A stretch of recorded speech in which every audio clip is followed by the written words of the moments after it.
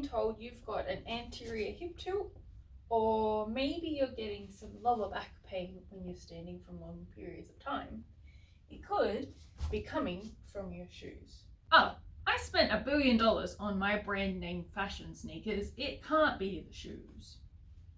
If your shoes have a raised heel, it could be contributing to chronically tight calves or lower back or hip problems that you've got going on. I don't wear high heels. Here's an example of some shoes with a raised heel where the end of it is quite higher than where your toes are. So what will end up happening, as an example, a slightly exaggerated example, I'd say that the foam blocks or the yoga blocks are 1.5 centimeters higher than the sneaker. So bear in mind that it is a little bit exaggerated.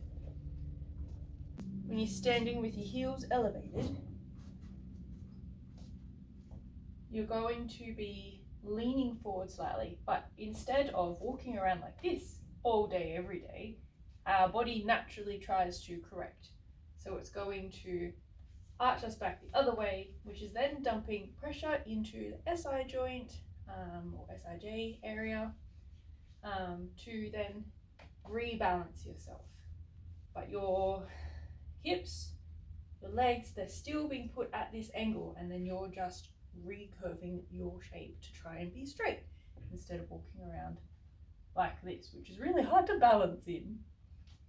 So if you notice you've got those things going on, it may be worth checking out, they're called zero drop shoes, where the sole of the shoe is flat. Instead of being high heels for sneakers, having that nice flat base for your body to help keep your foundation, like your feet foundationally supported and strong.